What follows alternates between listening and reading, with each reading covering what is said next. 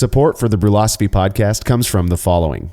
Love to Brew is a national leader in homebrewing supplies, offering exclusive products such as East Coast yeast, TV taps, and Brewlosophy recipe kits, all with free shipping on orders over $75. When you need brewing ingredients or equipment, check out Love to Brew at love2brew.com.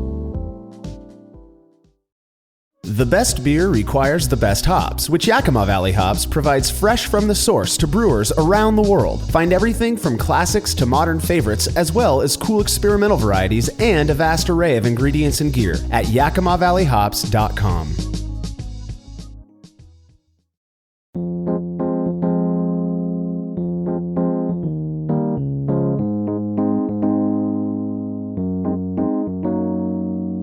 Hi, I'm Marshall Schott. I'm Jake Houlihan. And this is the Brewlosophy Podcast. Today we're going to be talking about a topic that might seem a little, insignificant at first, not really important.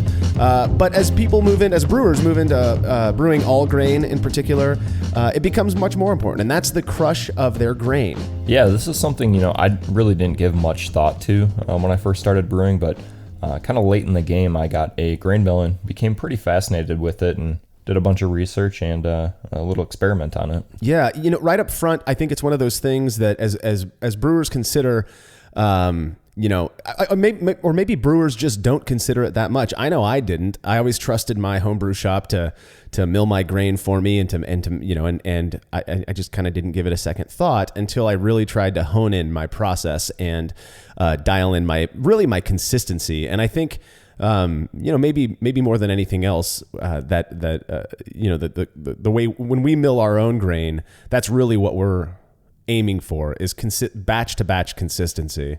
Right. Yeah. Also like claims abound kind of online regarding efficiency as it relates to milling.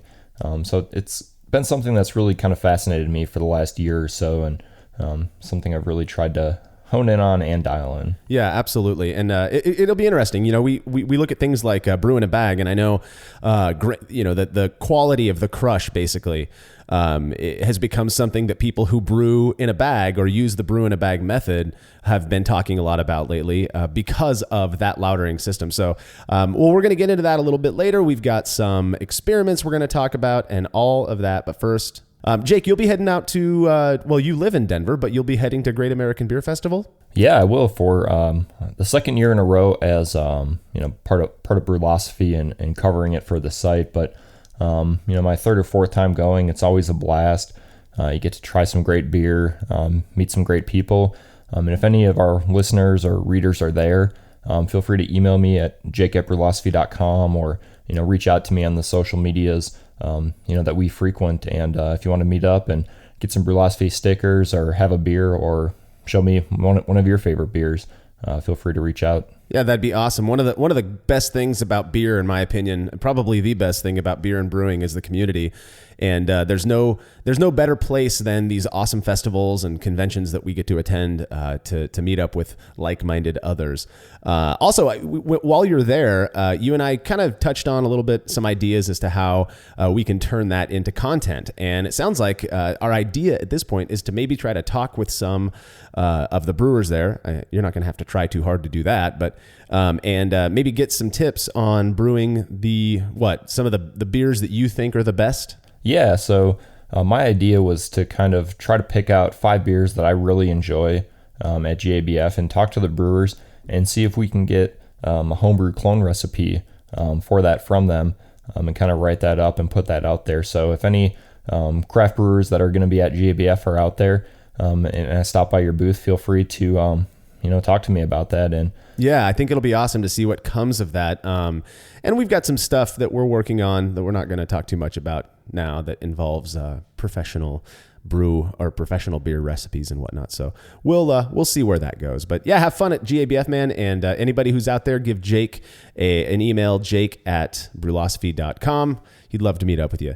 If you have any questions for our Brew and A episodes, we are constantly compiling them. We're getting questions, kind of inundated with questions right now, and they're awesome. And that was a fun episode. The first one we did. We're compiling questions for the second episode. You can email any questions you have to me. That's Marshall@brewlosophy.com. or you can drop your questions on Facebook, Instagram, Twitter, or any of the other places we frequent online. We do want those to be questions, though. We get, experiment suggestions all the time. Those are fantastic as well. We're just not going to address those on the Brew and A episodes. So anyways, send your questions to marshall@brewlosophy.com. We will get them answered on an upcoming episode. If you're looking for a way to throw some support our way, you can head over to brewlosophy.com/support, where you'll find a list of links to use when you shop at places like Amazon, More Beer, Love to Brew, pretty much all of the other places you already shop online. You won't feel a thing, and we get a small kickback that helps us to keep bringing you these shows. If you want a little something in return for your support, check out our Patreon, where for as little as $1 a month, you'll be granted access to never-before published Brewlosophy recipes. You might receive an invite to a monthly video chat, or you can even work with us to design your very own experiment. That's patreon.com/Brewlosophy.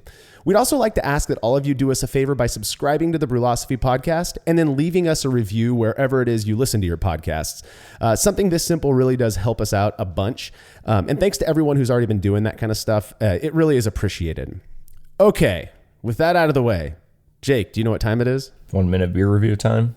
That's right. It is time for everybody's favorite beer review by my very astute beer tasting neighbors, Jersey and Tim. And this is a special one because it's the first time they'll be reviewing a homebrewed beer made by somebody other than yours truly. For this one, a guy by the name of Will Watson, he also goes by Hi Hat Brewing, sent in what he's calling a Mexican lager.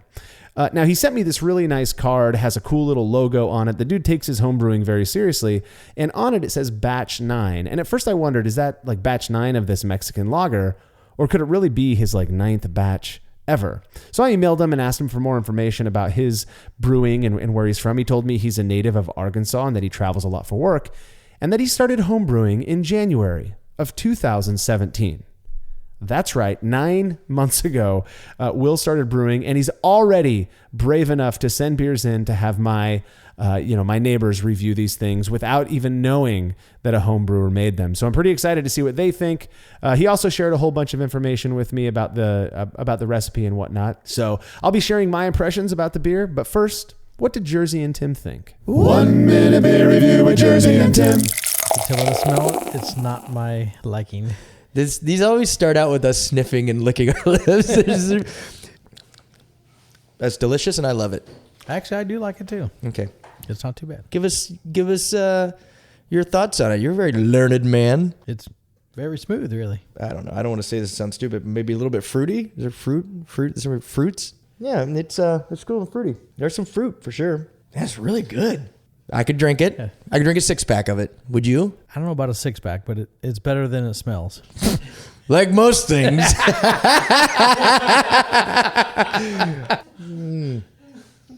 I want more. Once again, our desire for beer is undercut by someone wanting to serve us in these hoity-toity small glasses. These are very small glasses. Yeah, that's really good, man. Smooth finish. Not bad. Tastes great, less filling. I like it. This is a homebrewed Mexican lager. It's delicious, man. Oh, it's like a Negro Modelo. Ah, that's why we like it. It's like a Negro Modelo. That's why we like it. He pulled a fast one on us. God damn it. Yeah. He might have pulled this from your own tap. You were probably made to did. look like He a probably fool. We were made to look like fools. It's not hard here. Oh, that's really good, dude. Not hard at all to make those guys look like fools. And hey, Will, they liked your beer. How awesome is that? Just for a little bit of clarification on Jersey's statement about me going and grabbing a beer from Tim's house, I built both of those guys' keezers, and currently Tim has on tap at his house a keg of Modelo Negro. So, Will, that's sort of a compliment, dude, because we all love that beer, especially off the tap. And they were saying that maybe that I stole some from Tim, and that's what I was serving them. So kudos to you. My review of Will's beer, it was good. It was a solid attempt at a style. Lagers aren't always aren't known for being the easiest to make, but it was a good beer, very drinkable. I drank the whole glass. When I opened the plastic bottle, he sent this to me in like a plastic bottle. It was very expanded, which made me think it might be contaminated or maybe overcarbonated, though even overcarbonation is not going to expand a bottle the way this one was. So when I opened it, I took a big whiff. I didn't notice anything too funky, so I poured the beer. Well, I poured one for myself. I wouldn't have otherwise probably.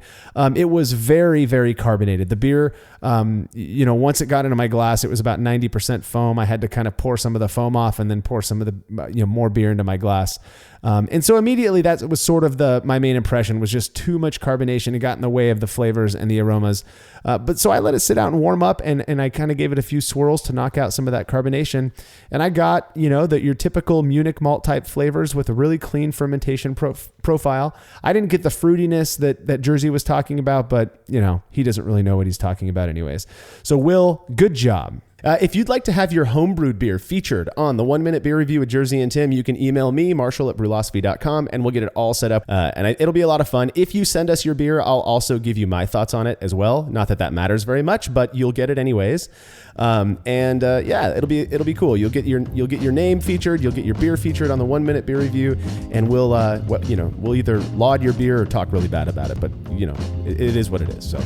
Alrighty, when we come back, we're going to be talking about Grain Crush. That is the name of the game. Stick with us.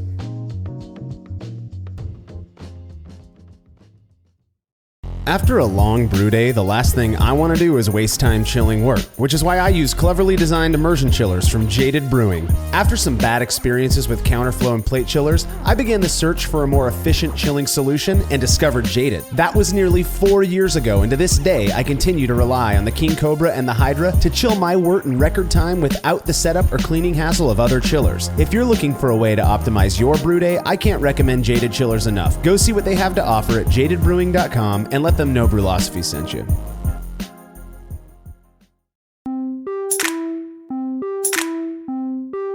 So I'm not sure what the actual numbers are these days, but I have to believe that most homebrewers, like myself, started out having their grain milled in the local homebrew shop and probably still do. I know a lot of people do buy their own mills these days. That's become kind of a norm.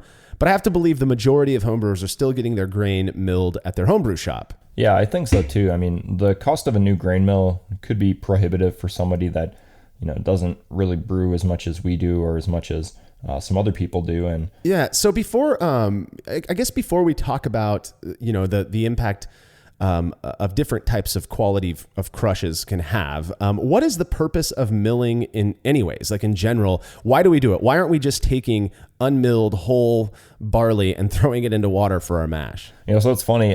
Before I really started researching milling of the grain and the effects of that, I had never really thought about that. It's just something that we do, something we've been told to do, and the fact that it's there and at the homebrew shop when we buy our grains, it just something we don't really think about. But in looking into it, really what the purpose of milling is it's to allow water to access that starch. When you mill in, you get that clear water, you drop your grain in, stir it up, and almost immediately that water becomes a different color and starts to become saturated with sugar.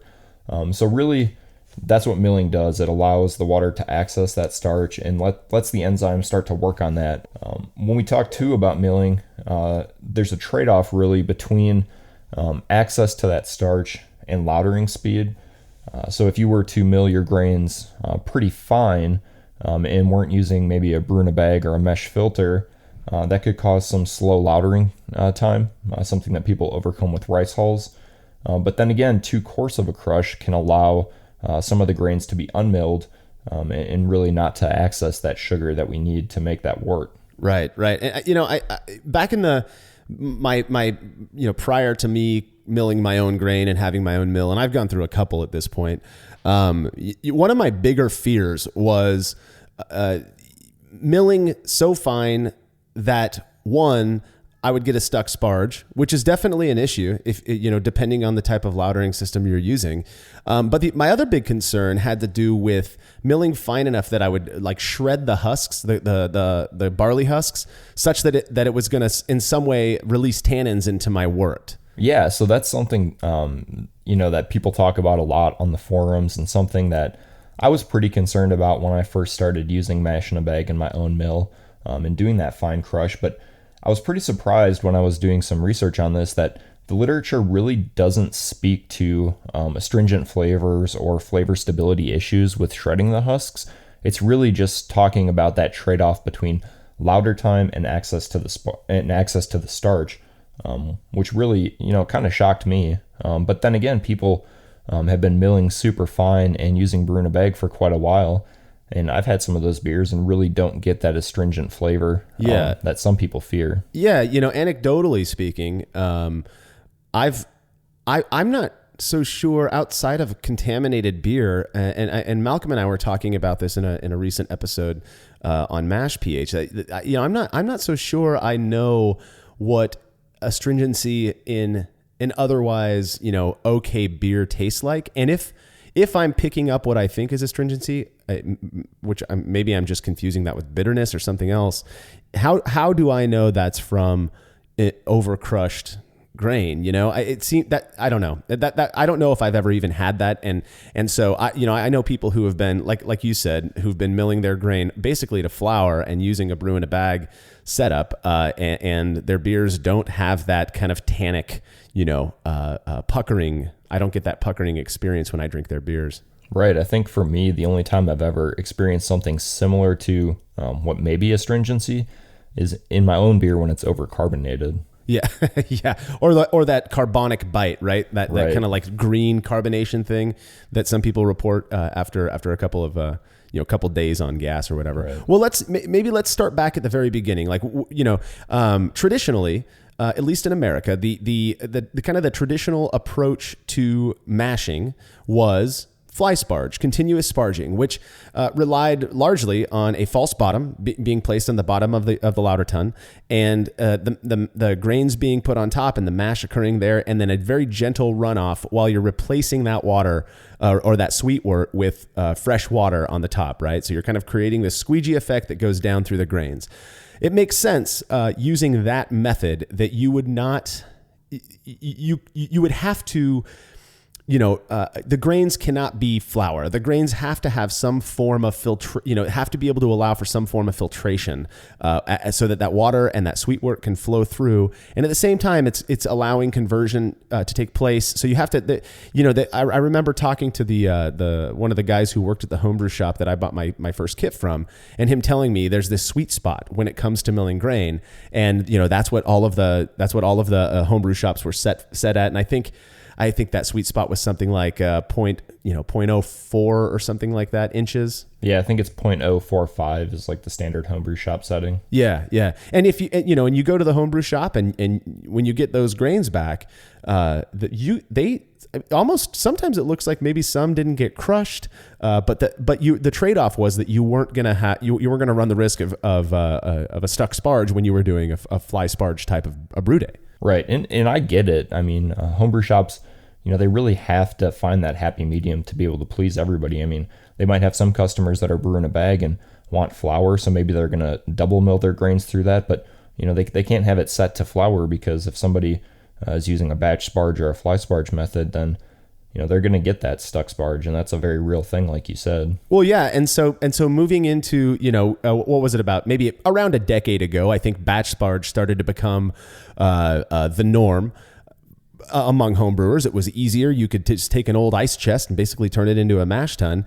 And here you had people who were using stainless tubes or kind of like these rigged up PVC or copper manifolds set to the bottom of their mash tun, which didn't run as much of a risk of a stuck sparge as maybe it did in fly sparging. And so people started to mill maybe a little bit finer, and there seemed to be this kind of growing consensus that, man, when I squeeze my rollers a little bit closer together, I get better efficiency. Yeah, that's definitely what I heard, and something I became pretty fascinated with when I got my own mill. I think based on advice from you about setting that as tight as I could, because I was using that fine filter. I don't know if the increased efficiency is something I ever really saw, but definitely people make that claim, and it's definitely somewhat common knowledge out there. Well, I little story. When I when I built my first mash tun, I didn't buy. It took me. I actually got my first grain mill as a Christmas gift from my wife, my wonderful wife, and so I had been going to the homebrew shop and getting my grains from them. And I remember thinking like, oh, my efficiency is just 65%. That's just, it is what it is. I don't care, whatever. Well, I get this mill, and I didn't touch the thing. I didn't move the rollers. I made sure everything was tight. And my first batch was, I think I got 76% efficiency, and I got, I bought all of my grains from the same homebrew shop, but it was just so incredibly different, the experience in terms of efficiency compared to my homebrew shop and when I was milling my own. Well, thinking, man, let's see how far I can press this, I decided to move my mill gap a bit closer, and I went and I bought some feeler gauges and I measured it all out. Actually, no, I take that back. I used my Target credit card, because that's the perfect, the perfect length, perfect thickness for the mill gap. So anyways, I go and I squeeze those down nice and tight, and I mill this batch, and I'm thinking I'm going to get 82% efficiency and just be killing it, and I'm going to save money on grains, which is a joke. And I ended up getting, for the first time, a stuck sparge. I opened up my valve on my converted cooler mash tun to run off that sweet wort, nothing came out, just drips, and I had to go and use my spoon to scrape the manifold at the bottom of the mash tun so that I could just collect that sweet wort. Yeah, that's pretty funny.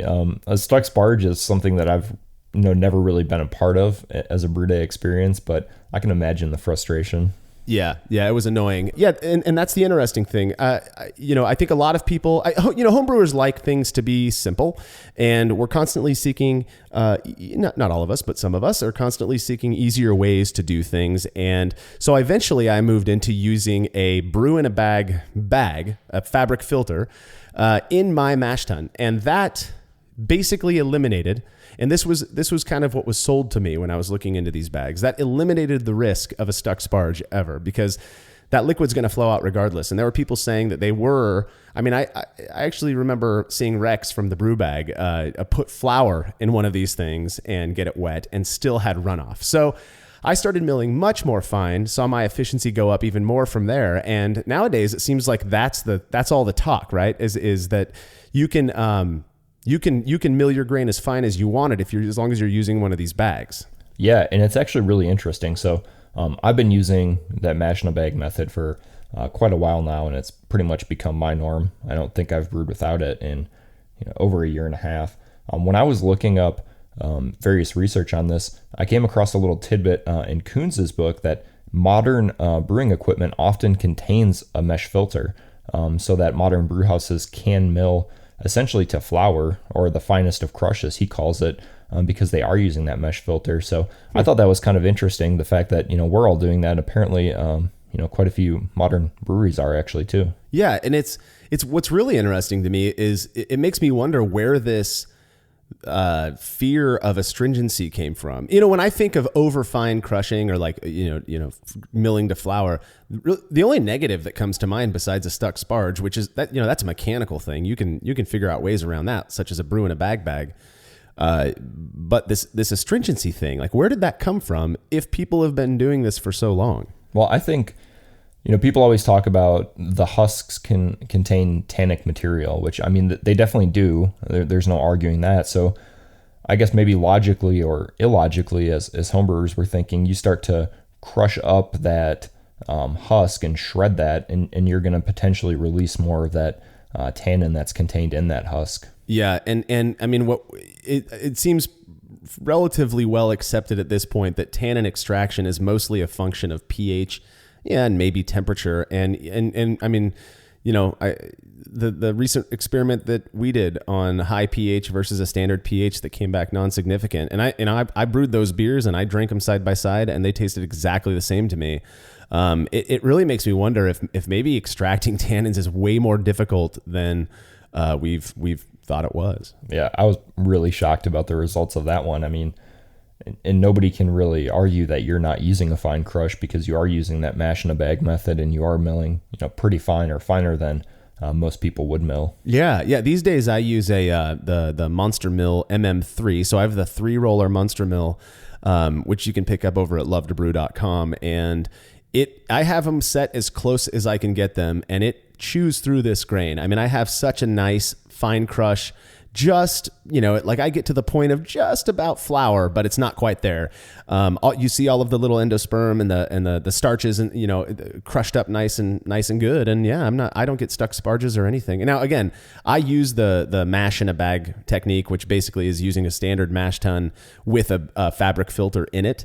And I do that primarily so that I can avoid the annoyance of a stuck sparge.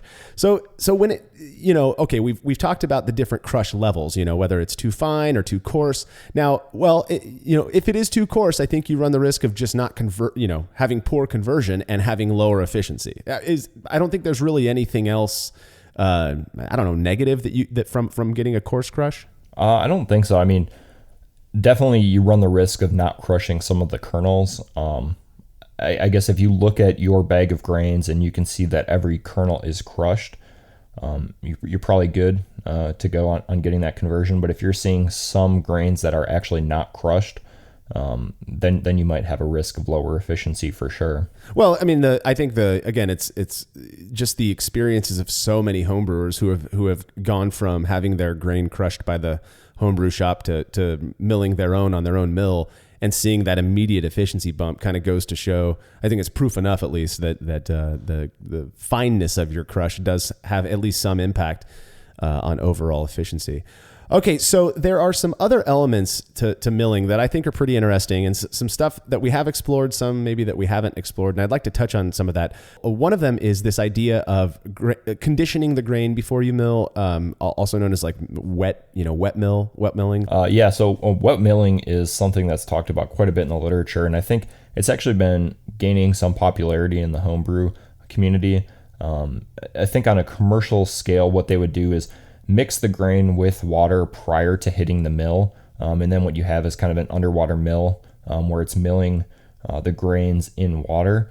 What they talk about with that is that it allows for, a finer crush while still retaining that husk. So your louder speed is not going to be impacted. So is the having the husk intact really is mostly for filtration then? That's what it seems like. I couldn't really find any comments about flavor stability or any tannic carryover from shredding that husk. Okay. It did just seem to be about louder speed. And then what about, I've heard some talk lately, and I think it's really fascinating stuff, this idea that conditioning grain also allows for less, oxygen ingress during the milling process? Right, yeah. So, some people that talk about, oxygen stability of beer and having that immediate impact will mill wet so that the grain is not exposed to as much oxygen, and immediately you have it in that low oxygen environment. I'd be really interested. We have not done an experiment comparing conditioned grain to just regular old, dry milled grain, but that's definitely something I'd like to explore more. Yeah, I've done it a few times, and it's definitely kind of a mess. What you have to do is run some dry grain through it afterwards to make sure your rollers don't rust or go bad, get mold on them. That's my biggest concern is that, I think the rollers that we use in our mills are they're stainless, but you leave water on those things. And I just can't imagine that it's good for them. Yeah, it definitely takes a little bit longer. I think my drill slipped a few times when I was milling with wet milled grains. So we have done a couple experiments on the grain crush, but is there anything else, any other interesting milling techniques that you can think of? You brought something up earlier that I want to touch on a bit, and it's this idea of double milling grain. Yeah, so double milling, from what I can tell, based on like reading forums and comments from people, is that it's a method employed by mostly brew in the bag people. That homebrew store crush is not fine enough for what they want efficiency to be. So they'll mill twice, like run it through the mill once, pick up their sack, dump it back up top, and run it through a second time. Supposedly it increases efficiency, and people have experienced that. It's not something I've ever done or really have any interest doing. Well, me either. I've actually never double milled grain, and there's a part of just the kind of the, like when I think about it logically, right? You've got this grist, and you've milled it through, and it's all, that gap in your mill is the same, and then this idea that if I just run it through again, it's going to crush it more. That doesn't make that much sense to me. It seems like, I mean, I guess maybe if a couple of grains, if a couple kernels of grain didn't get crushed the first time around, that maybe it'll get, smashed if you run it through again. Perhaps that'll happen. But it seems to me that if, that gap is set, that whatever didn't get crushed the first time probably isn't going to get crushed the second time. Again, that's another avenue of exploration that I guess we could look into. Yeah, I think that one could be fun. Maybe using like a standard homebrew shop gap of that 0.045, milling one batch and then milling the second batch twice and comparing those and see if, in fact, it does increase efficiency, or if, maybe we're just wasting our time doing that. But I mean, it doesn't take that much time. No. And I think most homebrew shops these days, at least as far as I can tell, they don't care. They'll do it for you. If you want to run it through twice, that's fine by them. But they, I do think I heard from a shop owner, this was a couple of years ago, who told me that the reason they set theirs, the mill gap at the setting that they do isn't just, there's the cynical perspective that, they just want us to buy more grain, right? That they want us to we have to get more base malt so that we can get the efficiency or get the OGs that we're aiming for with the lower efficiency.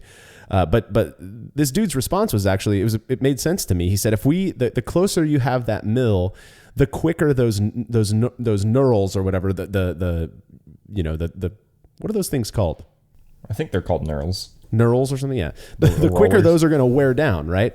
So right. they do kind of have that sweet spot where that mill gap is, so that they're pumping grain through that thing all day long. A busy homebrew shop is going to be milling grain all day long, and so they found that spot to be, according to this dude, that's what allows their equipment to last longer, and that makes sense to me. It does. That makes a lot of sense, and something I've never really thought about. On a mechanical side, for sure, when you have your rollers closer together, it does take longer. I mean, I don't think either of us would try to argue against that. No, it absolutely takes longer. Your mill is working harder, and if you run it with a drill, your drill is working harder as well. In fact, I've burnt out one cordless drill, which I shouldn't have been using for my mill. I get that. I burnt one out because it's working its ass off just to run that grain through the mill. Let's speak a little bit to different types of mills for those who might be interested in going out and buying their first grain mill. I think that probably the least expensive option is what's called a Corona mill. Have you ever used one of these? I have never used one, but I think that's what people use for Congress mashes, right? It will make flour out of your grains if that's what you want. Yeah, but you can also loosen it up, and you can get a pretty decent, pretty fine, but a decent crush. And a lot of people are having success using these things. They're really cheap. They're kind of like I think you can get them for like $25 or $30 on Amazon, and you can attach them to a counter. They're benchtop type of setups, and they're smaller basins, so you can't fit as much. You're not going to get your whole 5-gallon batch of grain in these things, but you can definitely use them to crush your grain at home, and it will, at the very least, improve your consistency between batches. I've never used one myself, but I have a friend who bought one. He used it for like 2 or 3 months, and then he ended up upgrading to a standard home brewing mill, which run. There's so many different versions out there now and options out there for these mills. I think the most popular, because of price, I guess, is the standard kind of 2-roller homebrew grain mill with like a 7-pound capacity basin on the top. Yeah, that's what I have. I have the Monster Mill M2, which is a 2-roller mill. I think that's what I've always used because my homebrew shop also has the same mill. It works great. Basically, one roller is free floating. The other one is driven by either a motor or your drill that you attach to it. So my first the mill that I got from as a gift from my wife was the popular barley crusher, and I got the upgraded so I could fit 15 pounds of grain in it, and it worked great. I don't know why it started to slip on me. I started to have issues with it, and I believe I sent it in once and I got it back, and the issue continued, and so I started looking at other options, and now I have a 3-roller, the MM3, like I mentioned before, and that works the same way. It's got one roller that you run off of I use a drill, and now it's plugged in, and it's like high torque, low speed drill that works great. And and then that pulls the grain in, and then you've got 2 other rollers that help to crush the grain. And I get such a consistent crush now, and I would never go back. I love it so much. And, I've used it already over 100 times, and the thing, performs like it did when it was new. So I think one of the bigger issues when it comes to mills is this issue of slipping. And basically what ends up happening is this is what I could figure out in my conversations with people who make these mills. I don't want to get too much into that. But what happens is you bring that gap so close together that it just cannot pull that grain, the malt through the mill, right? And so it ends up just spinning. You're spinning and it probably has something to do with those knurls getting kind of like almost like filed down by multiple batches of grain going through it. But anyways, it ends up slipping, and so you're just spinning the one roller, and nothing ends up going through. And there's people have these various tricks for fixing it and whatnot. And to me, it just got so annoying that I got a 3-roller mill, and I've been happy since. Yeah, those MM3s look awesome. Another thing that kind of popped into my head, talking about spinning your roller with a drill, people do discuss milling speed. Whether or not you're using a motor that's at a lower speed to put less heat stress on the grains as they're being milled. It's something we've never really looked at, but I think we both use drills, and they spin it through pretty fast, and I'm definitely still putting out what I consider to be good beer. Yeah, I've not had an issue with it, and that's another one of those kind of, I don't want to use the word myth, but this idea that too fine of a crush will lead to tannin extraction, and then also that by running the grain through your mill too fast, you create husk shear or something like that, and that can also lead to some form of tannin extraction. I go full bore and just run the grain. I wanted to get it crushed as quickly as possible, and I've yet to notice any issues doing it that way. Yeah, I think Ray sent me a video of him using his MM3, and it was like 10 seconds for 10 pounds of grain. Yeah. It's pretty it amazing. Honestly just chews through grain. It's a pretty cool thing. Well, cool. I feel like we've gone over most of what I can think of in terms of crush. We've got, the fineness of that crush or the coarseness of it, and then the different methods for milling grain. So what we'll do is we'll take a quick break, and then when we come back, we'll get into some of the experiments that we've done evaluating or exploring grain crush.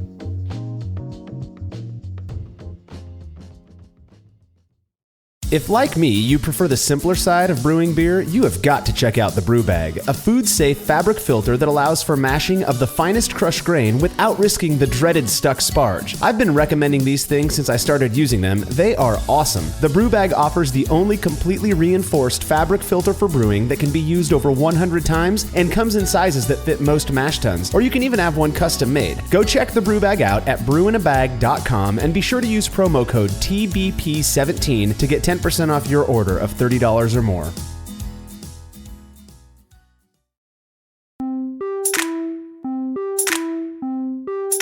All right, so grain crush. Of course, there are all of these different factors. We just went over a bunch of them, but the one that we got the most interested in was this idea that a finer crush could potentially produce a beer with, let's just call it a different character than a beer that's made with grains that were crushed a little bit more coarsely. And so what we did is we designed an experiment. This was a couple years ago. We designed an experiment to compare beer with a grain crush of 0.039 inches, which is about what you're going to find at most homebrew shops. I think that's pretty much, around where most mills come, from the factory, is about 0.039 inches or so. And that'll produce a nice clean crush with intact grain husks and all of that. And we compared that to a beer made with a crush of 0.025 inches, that is almost flour. It doesn't sound like a huge difference, but when you compare the just observationally what those grains look like after they come through the mill at 0.039 and 0.025, it's quite a bit different. And the beer that was made was a Russian Imperial Stout, so we wanted to go with a nice big high OG beer. It was provided by a homebrew shop, and so all the grains were exactly the same. It was the same kit, and and so that's what we ended up doing. We compared these two beers milled to different finenesses. That's right. So with that being the impetus, we went ahead and brewed the beer. So the coarse crushed beer had an OG of 1.08. While the 0.025, so the fine crushed beer, was 1.090. So that right there, I mean, that right off the bat, we found that in this one, at least, that the two different crush sizes produced an observational, easily measurable difference just in terms of specific gravity, and that the color too, and in color, exactly. And which makes sense. The denser the wort is, the darker it's going to be, ostensibly, and that doesn't make.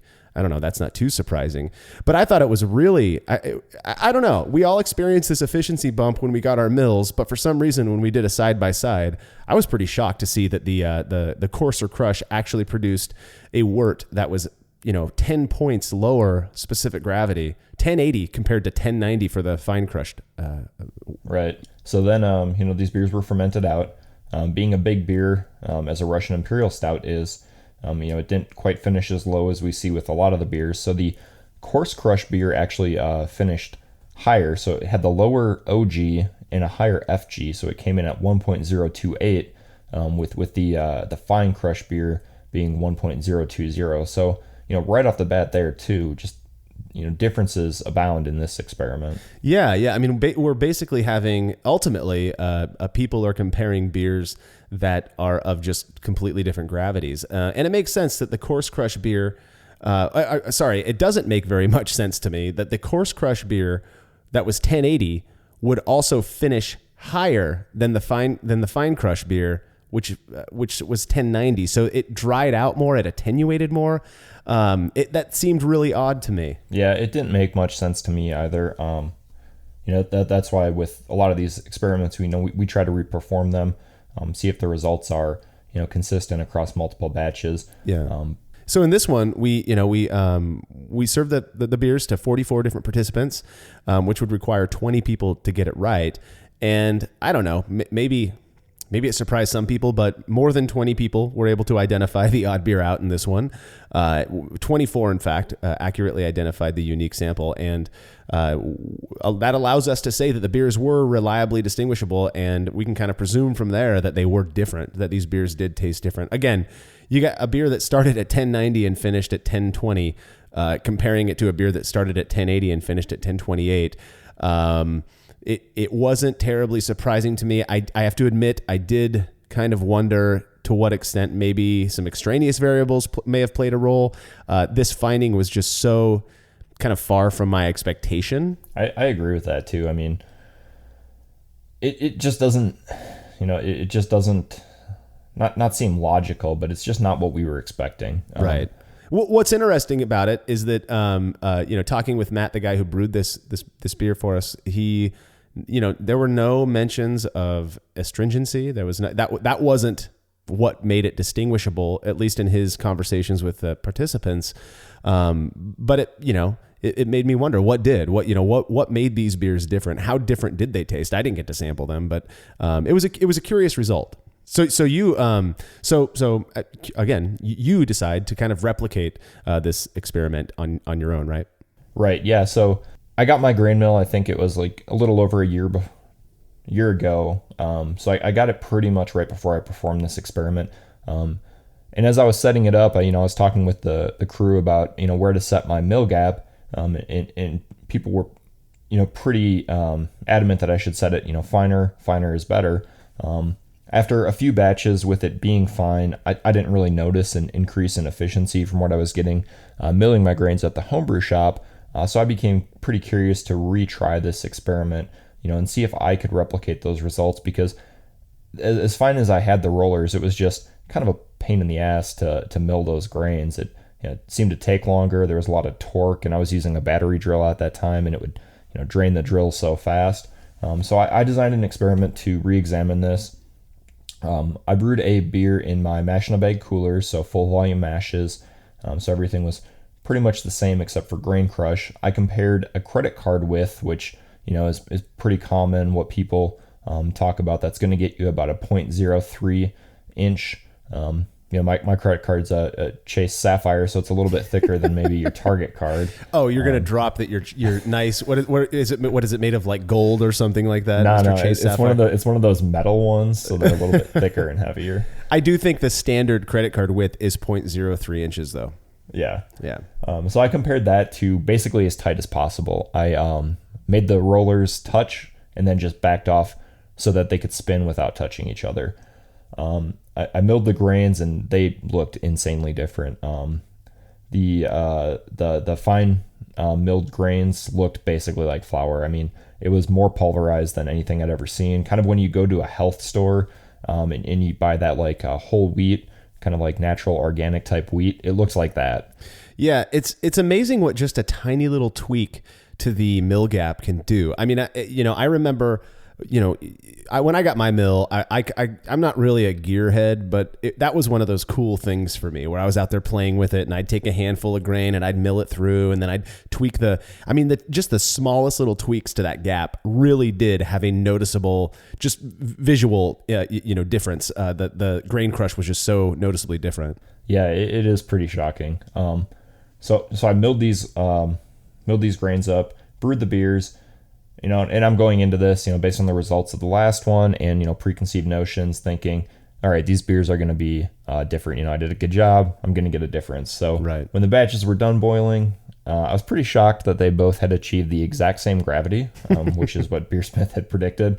I think I sent a picture to the crew, just basically with like that shocked face emoji, like what the heck is going on here? You mentioned basically what BeerSmith predicted, and that made me consider the fact that there is no selection in BeerSmith for grain coarseness, the coarseness with which you mill your grain, and and most people, I think, when they dial in their system, they're nailing their efficiencies based on BeerSmith. Now, when you start milling your own grain, I definitely got a bump in my efficiency, so I had to change my equipment settings. But so the thoughts we kind of posited from this as we were discussing it was that maybe once the fact that all starches are exposed and we're mashing for 60 minutes, so there's ample time for conversion.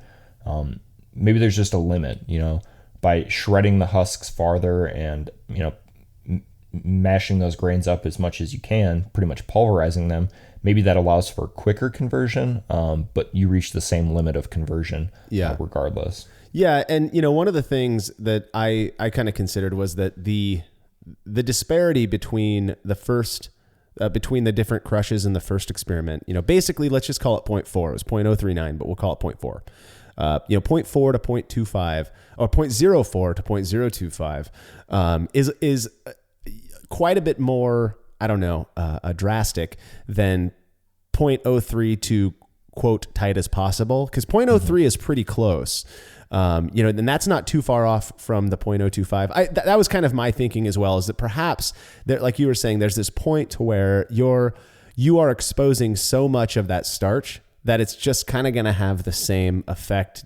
And maybe there's a time element involved there. I mean, really, that's the only thing that I could come up with, and that stuck with me from discussing that. But regardless, I fermented these beers out. They finished at the same FG, and then took it to data. Before data, we always taste these beers, and we've tasted them throughout the way. And this is probably the experiment I can look to where there was the least difference between beers. I could taste no difference between them. Side by side, triangle test, I could never tell the difference. So not even biased. You thought you could tell biased, because that's one of those things. When we take these, when I'm doing my triangles, at least my little, we use our 4-cup trick, which I guess we can talk about maybe a little later in another show. But we have this way of kind of quote blind triangle testing ourselves. And I tend to do just about as well as the participants do. I mean, my track record is just as good as theirs are. But when we're sampling them side by side, I think all of us tend to think, oh, I can taste the difference just side by side. There's something there, and bias is a powerful thing. And what you're saying is that these ones were just identical. Yeah, despite wanting them to taste different or wanting to pick up a difference, it was the same beer. 10 gallons of the exact same beer. So what about your participants? Did they think it was the same beer? Or were they able to distinguish it? So I put this to data. We got 20 people. So at 20, we would need 11. Only 5 were capable of identifying the unique beer out, which is, very consistent with just random guessing. Yeah. It's actually less than what you'd expect from random guessing. It is less, yeah. Slightly. But, again, personally, I thought these beers were 100% identical. The people I talked to afterwards that, got it right, people weren't confident in their answers.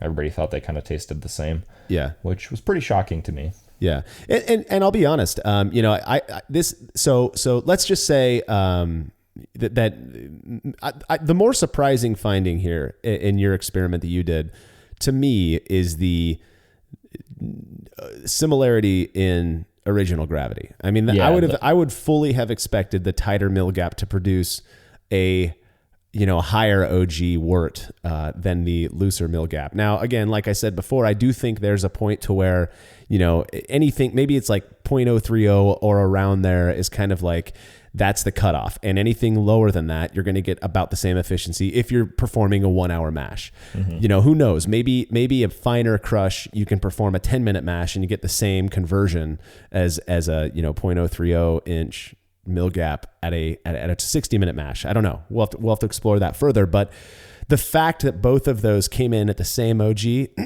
really does surprise me. Yep. I mean, like I said, I was pretty shocked about this one. And we post our results on our website and on various internet forums and stuff, and have discussions with people. And some of the discussions centered around, I was looking back through those, centered around that fact that there is maybe a limit to, there's obviously a limit to the OG you're going to hit, but there's a limit to once that mill gap is tight enough that you're just not going to see anything afterwards. Right. Yeah. And, I was thinking like, okay, if had these met expectations, right, had the results come back in the way that I guess I sort of expected them to come back, and those OGs were different, would people have tasted a difference anyways? Because, I'm thinking about now it kind of makes me think of the mash temperature experiments that we've done where people haven't been able to tell a difference. And really what that mash temperature did is it resulted in different finishing gravities, even though the original gravities were about the same, and people couldn't tell those apart. So, even if you're getting that different efficiency, is it going to produce a beer that tastes noticeably different? And it brings back that first grain crush experiment and the fact people were able to tell a difference. What do you make of the fact that one had such different results than the second one? I thought about that a little bit. I really don't know. I mean, we did brew different gravity beers on different systems, so it's possible that on the system used in the first one and the gravity hoping to achieve with the coarser crush beer, all the starches just weren't exposed or didn't get kind of that ample enzyme activity to be able to convert. Whereas my system, it was a little larger for the batch I was brewing, so all the grains were fully saturated, mixed up real nice. In the fact that I did use a finer crush for my coarse crush than in the first experiment, all those could be reasons for the difference. It's one I'd like to maybe explore a little bit more, trying to go as coarse as possible and see when we finally start to get that difference again. Yeah. And I do think, one of the, there are a few things that go through my mind. Obviously, there's always a chance that we got a false positive. I mean, that's what happens. That can happen. The other thing, a lot of readers of the experiments that we do will come back and say, well, we'll perform an experiment on whatever variable. And we tend to stick with relatively moderate to low gravity beers, I think, for most of our experiments. You know, a lot of people will say, well, you know, maybe if you were to brew a 1080 or a 1090 OG beer, that difference would be, it would really kind of amplify any impact that the variable might have. And so perhaps that was a part of what, you know, that played a role in the Russian Imperial Stout grain crush experiment. But ultimately, in the end, when I look at this, I'm still left. It doesn't change anything about my perspective of crushing, with the exception of, in both of these experiments, no tasters noted any tannin character in the beer. I think both of the beers ended up getting relatively good reviews from the people drinking them. Was your beer pretty good? Oh yeah, I loved this beer. Yeah. Very good. So for me, at least, the biggest takeaway is that you can crush it as fine as you want and really do what works best for you and your system, because it doesn't seem that, you know, pulverizing that husk is really having much of an impact on the character of the beer. And as long as you know what to set your efficiency at, and how to brew on your system so that you're not getting stuck sparges or whatnot, that you're going to produce good beer. I mean, after that experiment, I loosened my gap up to the 0.03, so that did sounds change. Disgusting. So it did kind of change how I brewed going forward. I had been working towards that finer and finer crush, and after this, I was like, oh, screw it, I'm going to move back to that credit card.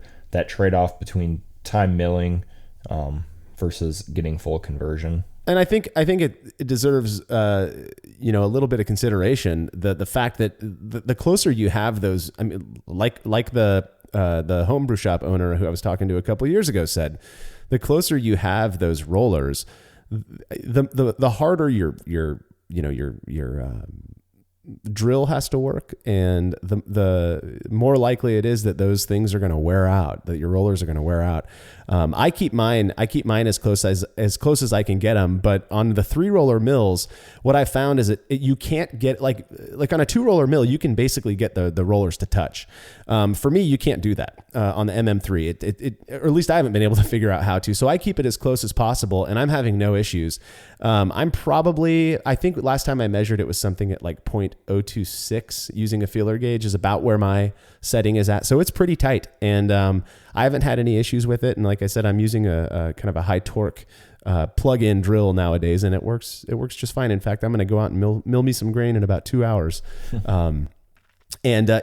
So again, mind your equipment settings in whatever software you're using, dial in your process, and then you can basically mill the grain to whatever works best for you. Would you agree with me on that? I would, yeah. Especially after doing, this experiment and seeing the results. I mean, if you're using a batch sparge or a fly sparge method, maybe you do have to go a little bit coarser, but if you're using brew in a bag or mash in a bag with a mesh filter like we do, go as tight as you want to.